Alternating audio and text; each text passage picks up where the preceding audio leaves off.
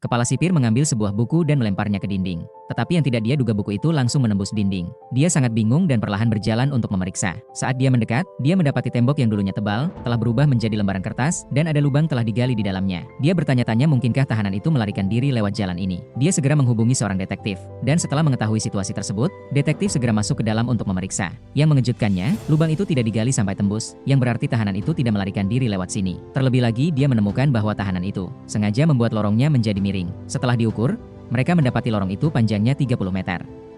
Detektif kemudian mengambil sendok di dekatnya dan memberitahu sipir bahwa itu adalah alat yang digunakan tahanan untuk menggali. Tahanan itu mula-mula menggunakan garam untuk mengikis tembok yang mempercepat proses penggalian. Garam ini berasal dari makanan yang dikirimkan setiap hari.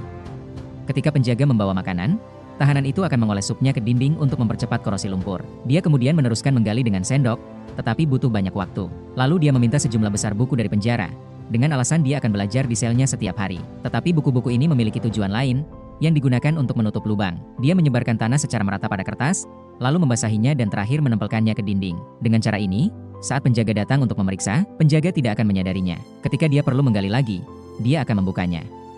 Tetapi bagaimana dengan tanah yang sudah digalinya? Sebenarnya tahanan itu sudah mengetahuinya, karena penjara itu dibangun di atas tebing dan anginnya sangat kencang. Sehingga dia hanya perlu membuang tanahnya keluar jendela, dan angin secara alami akan meniup tanah tersebut. Dalam waktu 6 bulan, kedalaman terowongan telah mencapai 30 meter, dan rencana pelarian tahanan itu siap dimulai. Secara kebetulan pimpinan datang untuk inspeksi hari itu, dan semua orang sibuk menyambut mereka. Para penjaga tidak menyadari bahwa tahanan itu sudah berjalan keluar, dan berjalan menuju mobil pimpinannya. Ketika penjaga datang untuk mengantarkan makanan, dia menyadari ada sesuatu yang salah. Dia segera membuka pintu sel, tetapi yang ditemukan hanyalah ruangan kosong. Pada saat ini tahanan itu sudah bersembunyi di bawah mobil. Para penjaga segera membunyikan alarm, dan penjara masuk ke mode darurat. Untuk memastikan keselamatan pimpinan, kepala sipir segera mengantar mereka ke mobil. Tetapi dia tidak pernah membayangkan bahwa tahanan itu sudah bersembunyi di bawah mobil. Pada saat mereka masuk dan menemukan terowongan palsu itu, mereka telah membuang-buang waktu untuk pengejaran. Pada saat yang sama, akhirnya tahanan itu sudah berhasil bebas dari penjara.